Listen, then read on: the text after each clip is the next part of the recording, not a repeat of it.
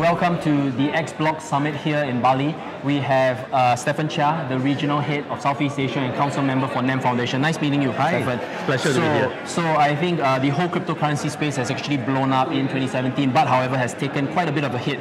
So how has that been for NEM? And of course, I think the audience would like to know more about NEM and what are the current developments in Southeast Asia and what's the receptiveness of Bitcoin, blockchain and cryptocurrencies at the moment?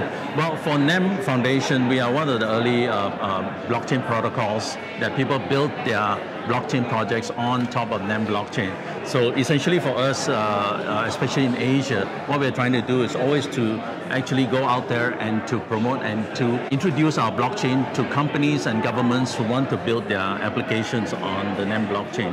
Sure. Most of the time, whether it be a small company or a big company, basically we will work with them in terms of seeing what is their business model. How are they going to use the blockchain? Do they need a blockchain? Exactly. Right? So that's where our regional teams, and we are active in actually 7 regions around the world. Most recently, we opened an office in Dubai, doing exactly what we're doing here in Malaysia. We also built Asia's largest blockchain center in Kuala Lumpur. The whole idea is to introduce the NEM blockchain protocol to companies.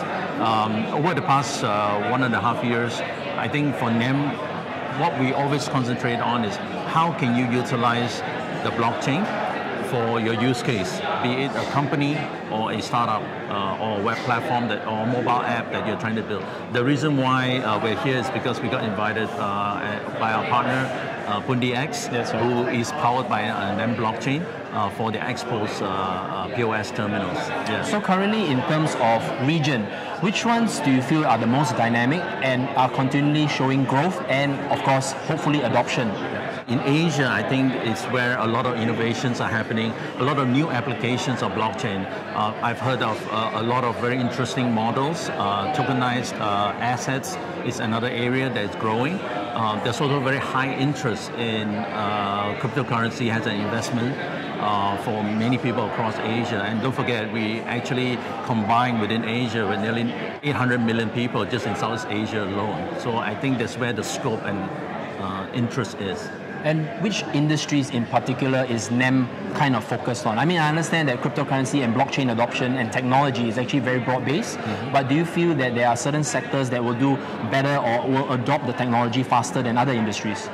For NEM, because we are an enterprise-grade blockchain, so essentially a lot of companies are looking at it, how to maybe perhaps to solve some of the problems within their industry using blockchain. And at the same time, there are a lot of startup companies who are also using our NEM blockchain to solve some of the industry problems out there.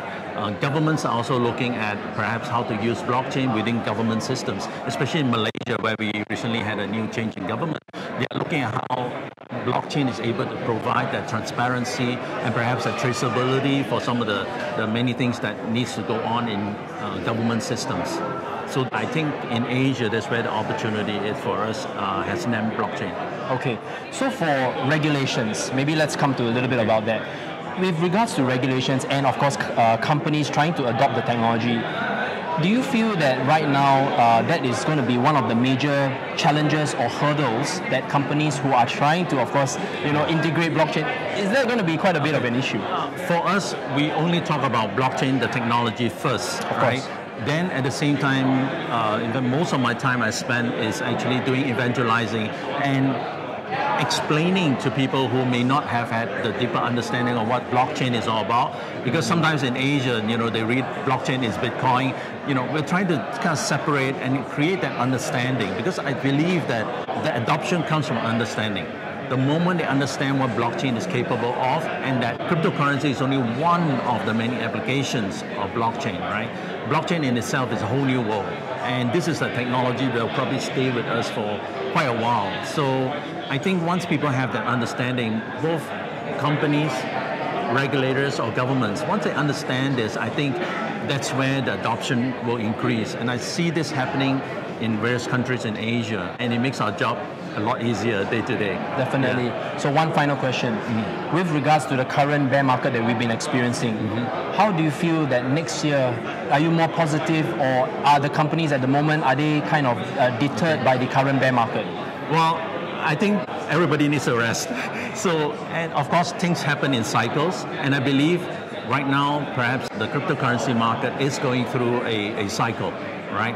And this is a great time for companies to look at perhaps using the blockchain as a technology, not so much as the way the crypto world is looking at it.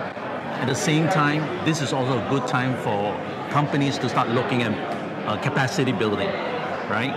Because if you have a boom years all the time, nobody has the time to fix what's broken within the organization, or actually to go out there and actually build the capacity for the next wave when it comes. So I think I'm optimistic that we're only seeing the beginning of this growth within this industry, and also at the same time the use of blockchain in the various applications that we see around the world. Yeah. Thank you so much, Stefan. Yes, that was really great pleasure. insight. Thank you so much. Thank you. Thank you. Cheers. Pleasure. Yeah.